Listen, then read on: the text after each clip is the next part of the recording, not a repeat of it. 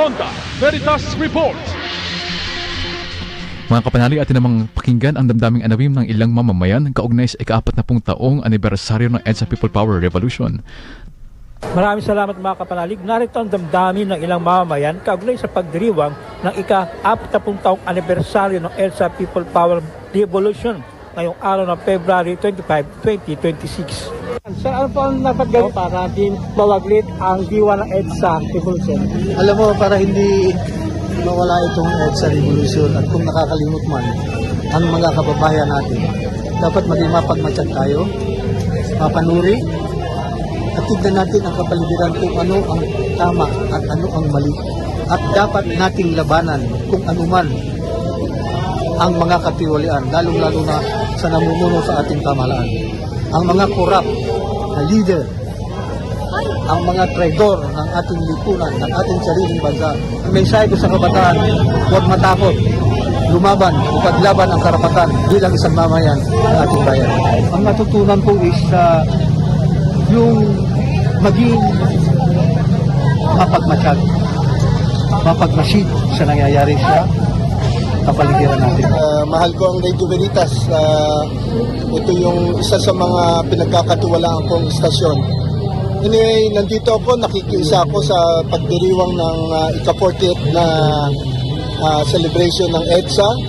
At ito yung makasaysayang pagtagumpay natin sa pagkamit natin ng kalayaan sa diktador na rehimen. Ngayon, dapat siguro na ang bawat Pilipino ay nasa puso ang EDSA dahil ito ang nagbigay sa atin. Regalo ito ng mahal na Birhen dahil alam natin na ang mahal na Birhen ang nagbabay sa atin para mapagtagumpayan ang mga nakamit natin. Yan ang tinig ni na Mike at Edgardo para sa Veritas 846, ang radyo ng simbahan. Ako inyong kapanalig, Nolan Ariola. Sumainyo ang katotohanan. Fronta Veritas Report.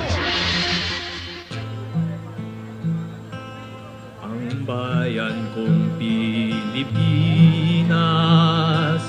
lupain ng ginto't bulaklak, pag-ibig na sa kaniyang palad, nag-alay ng ganda't dilag, at sa kaniyang yumi at ganda, dayuhan ay nahalina.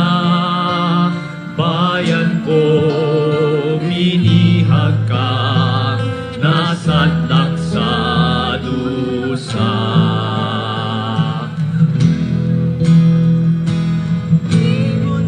May layang lumipad, tulungin mo at umiiyak. Bayan pa kayang sakdal dilag, ang dimag nasang makaalpas.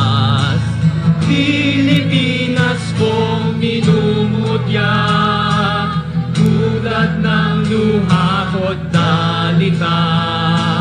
Aking atika, makita ka